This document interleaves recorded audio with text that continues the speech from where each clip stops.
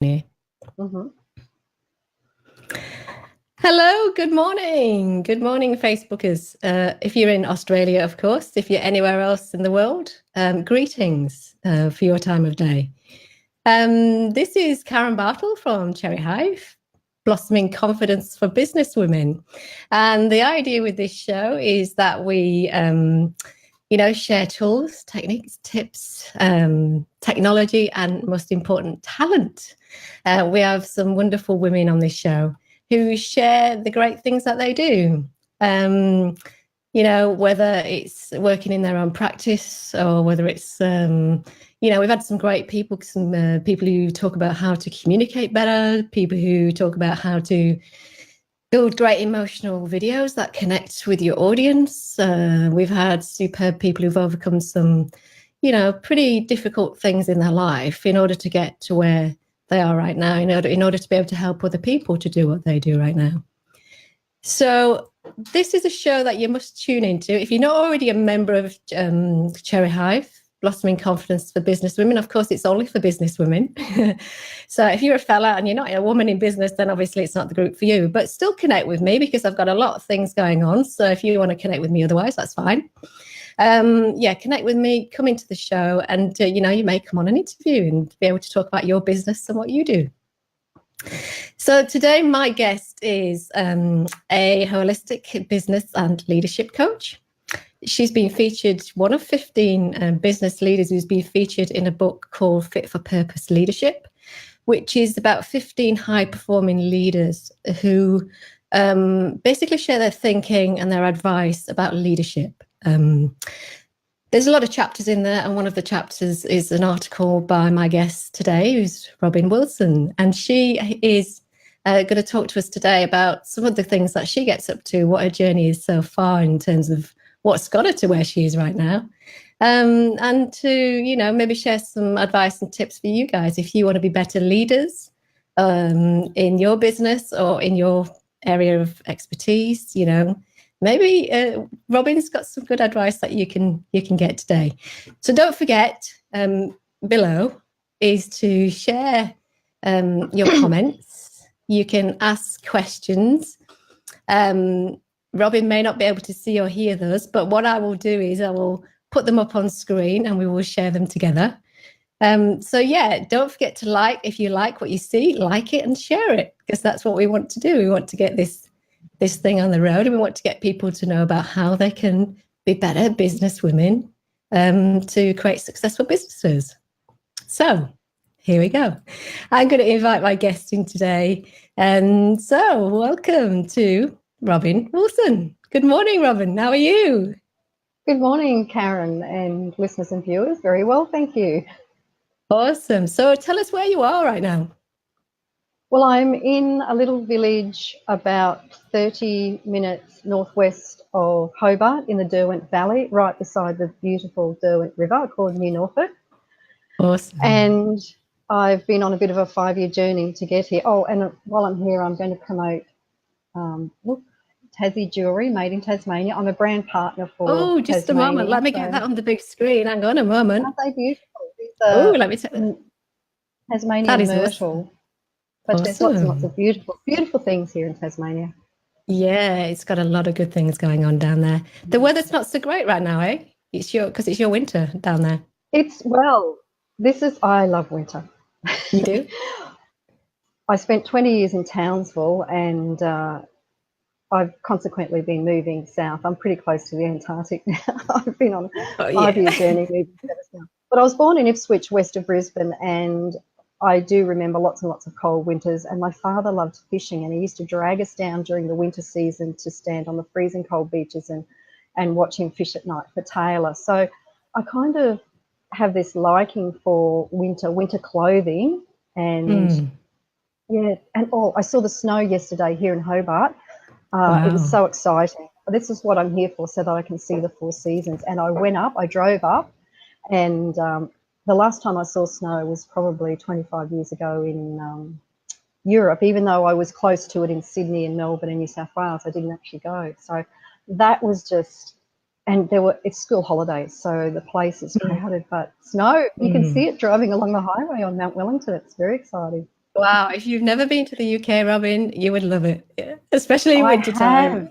Oh, you I have? went over Awesome. specifically and spent 7 months, 9 months in a combi with my ex-husband when we were 27 traveling, and we went in winter Oh, specifically and had our white Christmas and in Austria, and yes, yeah, I love it. awesome. Awesome. See, I lived there for 40 years and I needed some sunshine. I needed a lot of sunshine and a lot of beaches. That's why I came to Australia. But I Well, get it. there's I get beaches, what yeah, people like yeah. about it. Yeah, well, after 20 years in Townsville, it's kind of a little bit wearing, that sort of heat and humidity Yeah. and Yeah. cyclones and Yes. Yeah. Further north somewhere from in where I between. am. Yeah, further north from where I am, I think it would be far too humid and too many kind of creatures that I don't want to be amongst, really. Correct. Yeah, awesome.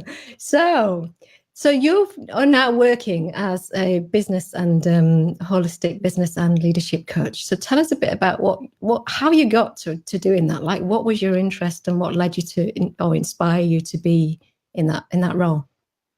Look, it's like anything. It's a chain of events, and I was really thinking over a lot of this morning, Karen, and you know, as a hypnotherapist and the work that we do, many of our true self is actually formed when we're quite young. So if I wrote down this morning all the things that I wanted to do, they're the things that I wanted to do when I was quite a young child. So I do believe a lot of us have, you know, come into the life with our journey, and it explains why some people have certain gifts that no one can explain, or certain challenges that no one can explain, all that sort of thing. Sure. So I had wanted to be an artist, a fashion designer, all those sorts of things, but at the time the guidance from my father was, well, you can't make a career out of that. So I sort of went down the middle road, and I trained as a home economist for the food, fashion, housing industry, and with a management focus. Went into teaching and vocational education in teaching and so on.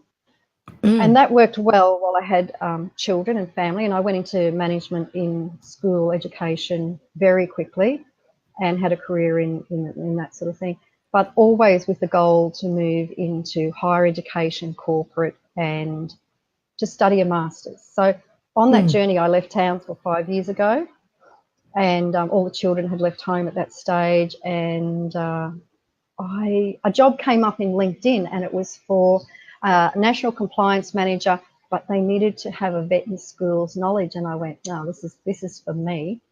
And I was already booked to go on a holiday in Easter with my girls to Sydney, so I thought, this is definitely for me. So I did some research, and I found the name of the CEO. I tracked down his email, and I sent him a personal email. Dear Anthony, blah, blah, blah, blah, I'm coming down. Yeah. I'm booked for a flight. I've applied for the job. I'm available for an interview. I'm seeing other businesses. You know, love to meet you, all this sort of stuff. And the next day I got a call from the head of people and culture to organise the interview, and flew down there, had the holiday, did go and I did a dress rehearsal the day before with another company, and then the next day went there, and I was the preferred applicant. So from Townsville as a secondary teacher, I got a national compliance manager job with Australia's largest online learning institute. Wow, And how good is that, eh? well, you know, it's almost like that popped up when you start focusing on what you really want. This just came up and said, this is for you, right? So Yeah, that's been sure. the journey. But what I found, Karen, was I kept hitting for someone who was well educated and that sort of thing, and this is why I've learnt more about it, my emotional intelligence levels were quite low because I'd had, you know, trauma as a child, or even brought it into this world, however it was.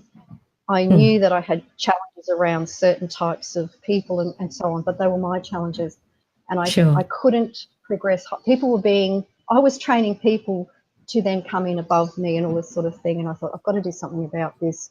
I can't keep running away. I can't keep I would go into like a childlike mode, Karen, and I know what it is now. I'd return to my flight, let me get away from this, you know, sort Sure. of thing, Yeah. which it was protection.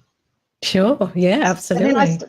then I started studying the masters. I thought, well, this is what I wanted to do. I found specifically one through Charles Sturt University, which was a regional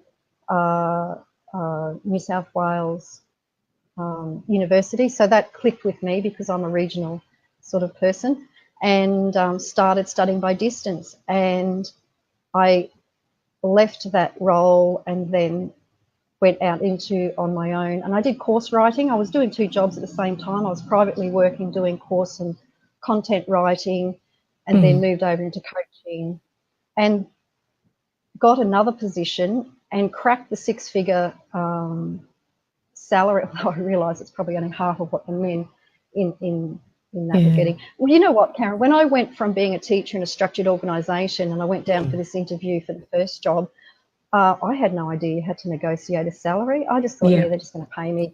And they said, what are you getting paid? And I said, oh, such and such. Well, it's no surprise that that's what they offered me. And I went, oh, yes, that's okay. But when you get down to Sydney and you realise what the cost of living is and what people are getting paid, I'm not doing that again. So Good job. In my first subject being a leadership subject, we had to develop a leadership development plan. We went through what was called an MLQ 360 sort of question. It was like an assessment of your leadership abilities. What were your strengths? What were your weaknesses? And you do this in the workplace with people above you, carry out this survey and assessment of you, people at the same level and people below you. And there's no surprise, there were three things that turned up that were around what I knew were my challenges. And I went on this journey to sort of work very strategically on those. And then I came across a little weekend called Secret of Creating the Future, which introduced me to the modalities of NLP, timeline therapy, hypnotherapy, and NLP coaching. And then I just went, wow, this is awesome. This is for me.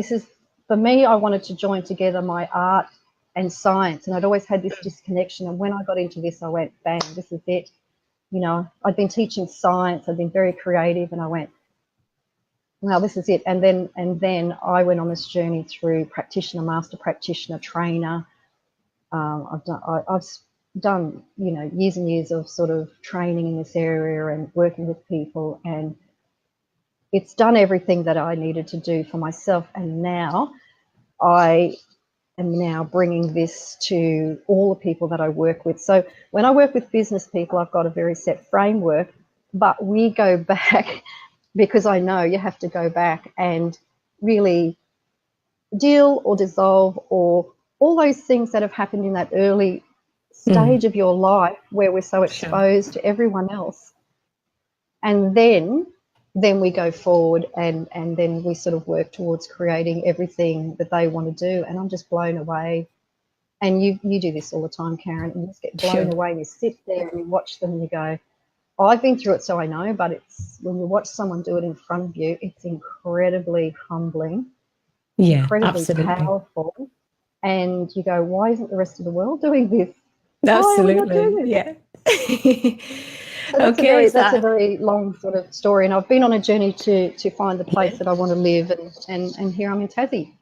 That's awesome. That is an awesome journey, and thanks for sharing that story, because there's a lot of you know, things going on there which meant it wasn't an easy ride for you, and I think that's what a lot of people don't understand or don't kind of want to believe, is that sometimes going into business is not an easy ride, especially for women who have a lot of things going on with family and everything. You know, sometimes those journeys are challenging and throw up a lot of curveballs, and we have to deal with them as we go along.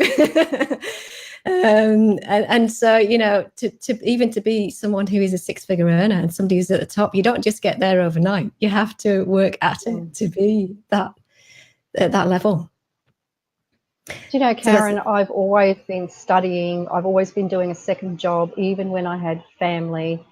I would sit at night and I'd study from 10:30 till midnight. I became an interior designer, fashion designer, all those things that I wanted to do. I just did them, and I just thought, I'm on a journey. I don't really know why, but I know I'm on a journey, and I know I need to do this. And you don't always know what door is going to open. That's the marvellous thing about education. Yeah, absolutely. I think we may have got a little bit of a delay going on there, Robyn. Sorry about that. No, that's okay. I think I'm probably speaking too much, so I'm letting you ask some questions. No, that's all right. There's been so many downs as well as ups, Karen. I mean, you know, I haven't mentioned those, but I've had incredible physical injuries that I've overcome in those 5 years.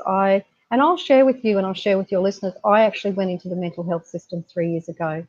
I was at a point of complete burnout. That I told you I was doing a huge amount of learning. I was pushing myself with day job, night job, studying a master's, studying my NLP. I was living alone, not watching the signs, and I went out into business on my own. And here's a warning for women in business. You go from working where you're surrounded by people, and I have no family around me, I live alone. You go home and you're working alone.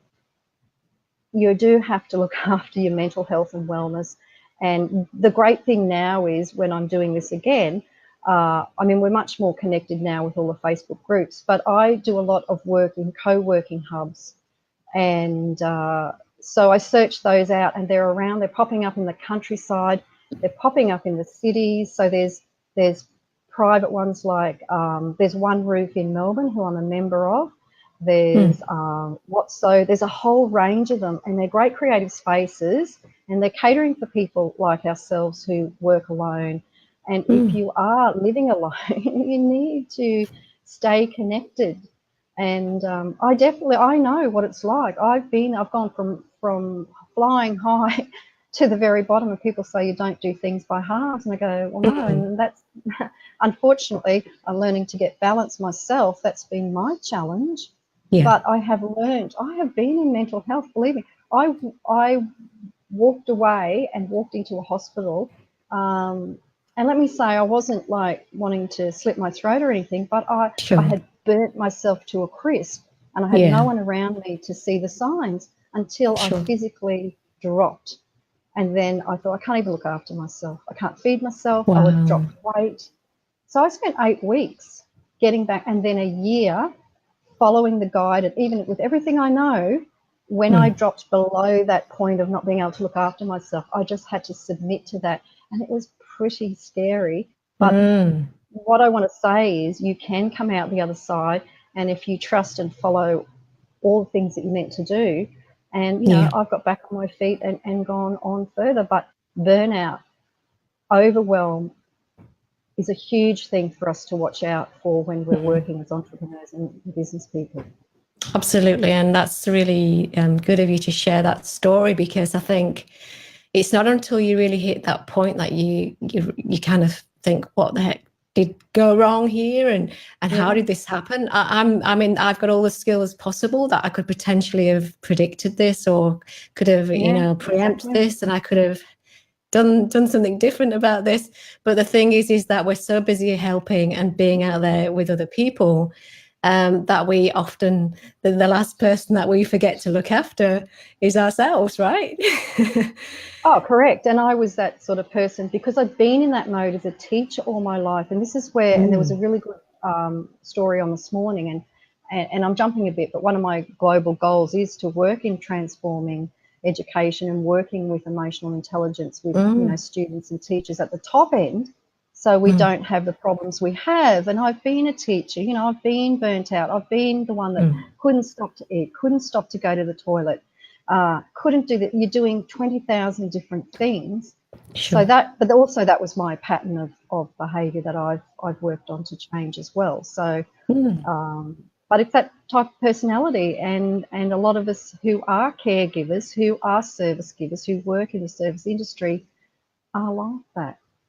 Absolutely. You know what was really good for me? Was working as a compliance manager, because that taught me that, you know, it's about 80% and continuous improvement. So that was really good, because it put me in a structured environment and pulled me back as well in terms of, you know, what's required. I used to be one of those ones, and I'd be doing an assignment and I wouldn't submit it till I thought it was perfect, this perfection rubbish. And someone would say to me, look, Here's a tip. When you get to what you think is 80%, submit it. And I did that, and I still got great results. So I've learned that, that this perfectionism business just burns you out, and there is no such thing as perfect. No, it does. And who are we being perfect for? That's the point. Is that, if it's good enough for us, why is it not good enough for everyone else? Well, I'll share something. When I was I've been through divorce, and that burnout I had was the second one, by the way, because I didn't obviously learn the lesson the first time. But the first one was burnout in marriage and work and doing many jobs and things. And I used to put my watch 5 to 10 minutes ahead so I wouldn't be late. I used to think in the future all the time. I was never in the present. I was always, and if someone said something, these words even came out of my mouth. I'll do it. We'll get together. Oh, next week. Until I got next week, next year, until I got to the point where I was saying next lifetime. Wow. Well, that was when I got a big lesson from the universe. Yes, yeah. So being mindful and mindfulness and being in the moment and slowing. There is time for everything. When you slow yourself down, everything slows down with you, and having boundaries and being able to say no. Oh, absolutely. Yeah. And that is the big thing, isn't it? That people don't feel they can let people down by saying the N word. Well, this is all part of, my learning, where I've had to learn as well. And it's part of your self-respect and how you feel about yourself as well. And I learned in one of my studies with communication in my master's studies that, we have, if there's two people communicating, where there's 100%, but there's a line down the middle, and we're each responsible for 100% of our 50%. But when someone starts giving more, they're pushing the other person back, and that person gives less. But then sometimes we go, oh, I'm really tired, I'm sick of that. We pull back, and then all of a sudden, there's this big gap in the communication, and the other person doesn't. Well, you've been doing that before. Why aren't you doing that now? So I just say, look, you're only responsible for your 100% of your 50%, and don't give less or don't give more, and then you'll find the balance, if you can think of it that way. That's a good tip. That is a really good tip. That's a good guideline to go by. Yeah. So let us look and hi, Lisa Marie Ellis. Hello, thanks for joining us. And we also have Joe Davies. Hello, Joe. How are you? Hi, Joe. So anyone, please do comment below if you're listening, if you're tuning in. And we're talking to Robyn Wilson today, who is a holistic business and leadership coach. And we're talking about her story of getting to where she's gone. She's kind of arrived at today, and some of the challenges that she's faced en route to do that. So if someone's looking right now to be a better leader in that, whether it's even if they're a solopreneur, and they want to just be better, with with themselves personally, of course, looking after themselves, but also, if they're hiring staff or contracting out, or if they're wanting to build their team, or even if they're wanting to build a group, for example, on LinkedIn or on Facebook, and they want to create a following and create something, what does it take to be a leader? Like, what kind of skills do you need to have or develop in order to have that ability to lead people? This is what I'm studying leadership for, and I've been, practicing in corporate and so on. But the very essence of it, and this is where you start, you have to lead yourself. So in what we say in leading ourselves, we can't successfully lead others, teams, schools, whatever.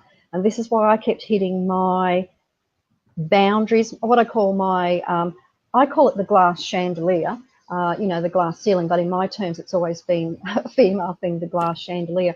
And I've written stories and things about it. But when you hit those ceilings in those conflicts, problems that you have with others, it's because you haven't sorted out what's going on for you in your unconscious, your past. And it's not about blaming yourself, because often then if we're feeling all those feelings of shame or blame or any of those negative feelings, I can't do this, anything that's limiting us, these are the things we have to work on first, because until we've sorted those things out, we cannot do it with anyone else. We can't do it with people that we're working with as a colleague, because what we do often is we're projecting into our outer world what's going on in our inner world, and we're getting back to us whatever it is we're putting out there. So sure. Lead self is the first thing, and this comes from the leadership, community. Lead self first. So go back. This is why I do people first. I go back. I spend 6 hours, 6 weeks, 1 hour at a time, whatever we do. We go back, and I call it success unblockers. We go back and we unblock everything there is, and then we go, right, now you're clean, the slate's clean, let's go forward. And then we can start working on where we want to go from there. So if you're someone who's working with other, someone in your life, colleagues, whatever, then you are able to start leading yourself and leading others. Then when you can lead others, then you can start leading community. And that's the journey that I've been on. And I was thinking about it again this morning, Karen. It's not about age. I've had, certain things to overcome. So, I'm in my mid-50s now. But some people do this quite younger because they haven't had the childhood, the emotional challenges or whatever, but it can be done, and it can be done quite quickly, as you know, from the modalities that we work in. And this is what I want to get across to people, particularly people who suffer from something quite traumatic like PTSD, getting them, and they're at the trauma end, and I know people who work specifically with them doing what I do, and I'm more at the leadership business end. We kind of work together. So I'll often say, look, the right person for you is such and such, and I know that when they're ready, they'll come back to me if they want to go forward in the direction that I can lead. But you've got to do that first. But the scary thing is people have often been exposed to psychiatry, drugs, prescription medication. They've had counselling. They've done so many things that they are scared witless of going through it again, and that needs special skills to work with someone like that. So, I have a network of people where we work, but you've got to do that for yourself. Then you can start going forward.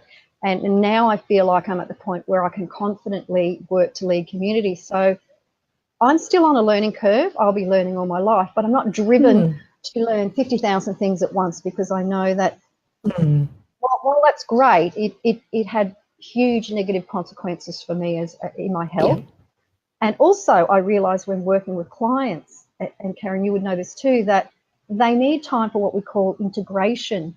So all these things were these very fast, compacted, do it very quickly, things that are out there now. Yes, they work, but who's going to pick up the pieces at the other end when they go back to their life, when people around them haven't changed at the same rate? So I do the work that I do, what I call ecologically, in that I've found a really good model is to work with people 1 session a week, once a week consistently, and that seems to work because it gives them time to do the other things holistically that I can pick up. And because I have a background in nutrition and I've worked with, a whole range of things, I can say, okay, so this week you're going to go and work on your affirmations, and you're going to stand in front of the mirror and tell yourself, la, la, la. Or you're going to work on writing down how you feel, because I notice that you can't mention the name of any positive emotion. So I say that in quite a glib way, but I talk about things like Maslow's hierarchy of needs, where it's like building a house. You've got to work with the foundations. If the foundations aren't there, the house falls down. Absolutely.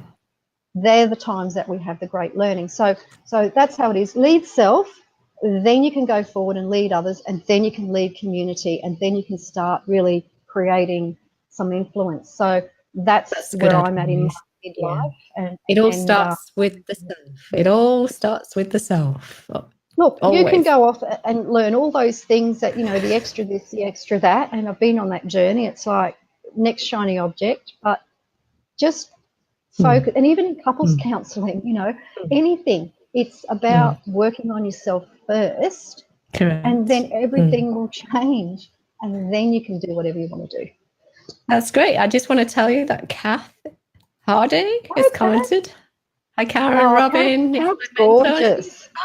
Fabulous. I love, and Kath and Lisa have both been on incredible journeys, and they've watched me in my ups and downs. And I think that the thing is, you know, when I was going through the, you know, the challenge in the mental health, I was a different person.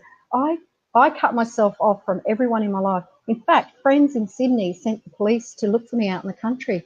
It's a funny thing, you know, it's a really crazy, scary thing. But now, you know, 3 years on the other side of it, I can say, you know, this is what happened, and if I can help anyone else, and you know what, the thing is, I just say, look, it's just mental health issues when you get to that point. It's just a dis-ease, like cancer, like diabetes. Let's just treat it. It's a dis-ease of the body, it's a dis-ease of the mind, and it can be mostly, you know, cured mostly, and go on. There's a lot of stigma though, right, Robyn? There's a lot of stigma, especially when you're someone who has got a successful, or you certainly see yourself as a success, to then, you know, to even recognize and admit and disclose and all those kind of words, to suggest, I'm not doing it right. There's something going wrong here. It's not something we like to talk about, is it? It's not something we like to admit to ourselves. The thing is, when you're going into, say, a depression, let's say depression or major anxiety or whatever it is, you withdraw.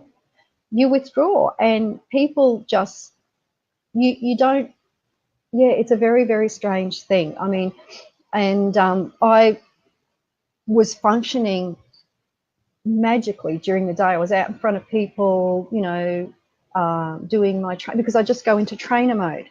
But I would come home at night and I would fall on the bed, I wouldn't eat, and then I could hardly speak because I switched off and then came back to being me. And it was, you just get to the point where, because you haven't looked after your basic needs, basically. So when you don't look after your basic needs, the doctor explained it to me, it's like a car that's not been maintained. You've driven it, you've not put any oil, you've not put water, you haven't pumped the tyres up. Absolutely. The car has stopped and it cannot go.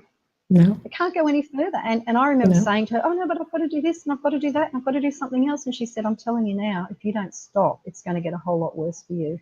Yeah. And until you do stop and start getting help, you don't actually realise how bad it is. And you go, absolutely, oh, my God. And you don't realise what is involved to get you back to where you were. So maintaining your body health, your body, mind and spirit, which all work together, are very important. So in an educational, in a corporate world, there's a lot going on for people who are using their conscious mind, and they start neglecting everything else. You know, so taking the time out, and that's why being holistic is very good. And I work with males as well as females, and I've always enjoyed as a teacher working with boys as well, because you know, there's a whole range of other challenges that possibly, you know, they've been taught to not show their emotions. They've been taught to be strong. And that's affected them in relationships. And it, as you know, we, as in doing what we do, someone comes with what we call a presenting problem. It's whatever's going on in their life. And for me, it was, dealing with, you know, dominant and aggressive people. But that was really what was going on for me, whatever it was. And someone might say, oh, I have a lot of anxiety, or I can't set boundaries in meetings. I feel like I'm being, whatever it is, we know there's something deep down that needs to be healed. And, oh, look, we can do Band-Aid fixes. And I know people out there that do, you know, they come along and they, you know, might do whatever they do. And I'm very honest with people. I say, I can give you a Band-Aid fix that might work for a couple of months, couple of days. That'll fix that so you can get through X, Y, and Z you need to. But until we go back and dissolve, it's like the onion. It's like Shrek saying, I've got many layers. And that's what happens. The layers peel off, and more stuff comes up until, and it keeps coming up. So the great thing is, the more that you deal with the deeper layers, and as you go on, you learn the techniques and everything, you become able to deal with these things a whole lot easier.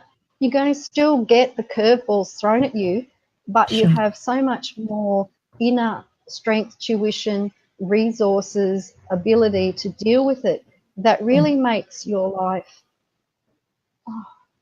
more easy and effortless in many ways. So you don't take on all those things that once you would have. Sure. Yeah. Just want to bring in Tina. Hello, Tina. Hi, Welcome to the Tina. show. Nice to see you. And yeah, she's completely agreeing with you there. You know, she's saying you must dig deeper. There's always something else going on there. You know, That's so true, Tina. So I true. taught science in schools, and because I've loved science, and that's why this is so fascinating, the neuroscience that I work in now. And because I'm a teacher and because I've always learnt how to chunk things down for students, I take the time to explain everything that I'm doing with my clients so they learn as we go along. So I make it a learning experience, but also so they understand how their brain and their mind works. And then they understand that this is just a normal part of how I function, and it's not my fault. It's not my parents' fault. And we're learning so much more about epigenetics and how we have markers on our genes that could have come from something where our ancestors went through a famine or a war or a drought or a very traumatic event that's marked on their DNA that they are bringing with them. And at times of trouble, these things come up as challenges. So there's, you know, it is about, and once you can understand those things, you know, cultural differences is something I'm learning with working with people, say, from different Indigenous backgrounds. There's so many traditional beliefs and cultural things, and even in their chemistry of their body, and this is something I learnt through my study of biochemistry and everything, how your biochemistry reacts to modern things like alcohol, drugs, you know. These people have, I'm not saying these people, let's say we all have different things in our DNA that we have to deal with. So it's not just about the mind, it is about the body as well. It is. It's certainly an interesting future with the epigenetics and kind of the stuff that's coming out in that area. It's in a very interesting area to follow right now, isn't it? We're going to be wrapping up quite shortly, but I have to say, Robyn, this show has been so interesting today. You've made my job so easy by talking about everything. It's awesome. You know, that's great, because I like the fact you've been very candid, very honest, very open, and you've shared that, you know, to be in your position, it's not just about kind of getting up one morning and just hoping it happens. It happens because you've worked hard to get to where you are. And, you know, some great lessons in today's show for people in terms of, you know, you can't just wake up one morning and say, I'm going to be a leader today. You know, there's a lot of things you've got to do. The groundwork has to be done with working on yourself and where you are and what may be holding you back, or what likely you're going to do to hold other people back because of your inability to do the things you want to do. And I think there's some great learnings today. I'm going to put a lot of the ways that people can connect with you after the show. I'm going to put them on the broadcast. Just you know, the article that you wrote in the book, what was the name of the article again? It was written, it was called Business Intelligence Leadership, and it was my take on 360-degree leadership in terms of all the aspects of communication. And, you know, in neurolinguistics programming, you know, I work on advanced linguistics, and there's so many little tips and tricks, Karen, that I work with people in terms of their written communication, verbal communication. There's 95% is unseen, but when you're trained to see it, hear it, know it, do it, it makes your life so much easier. It makes you flexible, that you can communicate with anybody in a way that will be understood. Yeah. Okay. Awesome. That's awesome. Too much to talk about in half an hour, Karen. A 30-minute show, you know, we've only just scratched the surface, haven't we? To be honest, there is so much to talk about, and maybe we'll talk about this again, no doubt, some other time. So I'm going to put your web address up there. I'm going to put your LinkedIn and Facebook page as well. Interesting. This is another discussion for sure, because we're running out of time here, but interesting that you found LinkedIn useful in terms of connecting with someone who had a position and etc. Because I don't hear very much, especially from women, Like, I don't hear very much good stuff about LinkedIn. I love it. I connect with a lot of people on LinkedIn. I love it too. You'll see I've connected with over 12,000 people. And I could have, and I'm actually put on some websites as a LinkedIn profile expert, and I run workshops, and I do one-on-ones or group workshops with people on getting really and that's part of the communication work that I do, really getting it right for them. And I'm starting what I call Iron Butterfly, and I speak at mental health conferences and so on, but it's all about getting this transformation in education and getting emotional intelligence into schools, teachers, nurses, and so on, so that we can have them well equipped for the jobs that they need to do. And that sounds awesome. I'm working on a little project, a trial pilot at the moment, starting in the end of July, only with 6 women, 6 weeks, $600. I'm doing a bit of a plug. And they're a mixture of coaches and non-coaches. So it's a guided sort of practice session, and Kat's involved. And we're very excited because we're just getting towards the end of, and I mean, Kat's got lots and lots of skills in her own right. But so if anyone's interested, I'd love to just have 6 wonderful women to work with. Awesome. No, that's awesome. So thanks for today. I hope you enjoy the rest of your day down there and find some fun and productive things to do down there. I'm sure you will. There's lots going on down in Tasmania. There is. I hope to get down there at some point in my time, because I want to go down there and see some of that beautiful world down there, but maybe in the summertime for me. Come down and we'll do a rural retreat. That's the idea for me being down here. You should for sure. It's the closest you can get to Antarctica without being there, and I've been in Antarctica and it is pretty cold. But I do plan on that is a good place to be. Say that again. I do plan on doing the flight. There's a flight you can do that you fly above for the day. You don't go down. So okay. I think you've got to get down. You've got to get down there and see all those beautiful creatures. Honestly, it's stunning. If you ever get the kind of a chance to go there, you have to go. I'm moving in that direction. Yes, you certainly are. You'll be swimming there soon for sure. All right. Thanks a lot, Robyn. Have a good day. Talk to you soon. Thank you. Bye. Thank you. So just to stay on just for a few minutes, and just to say thanks to Robyn for the show today. She's created some awesome discussion areas. If you're interested in going into leadership, being a leader of some sorts, or even just looking after yourself better, there's a lot of good stuff you can do to connect with Robyn there. But also remember, connect with the group, Cherry Hive Blossoming Confidence for Business Women.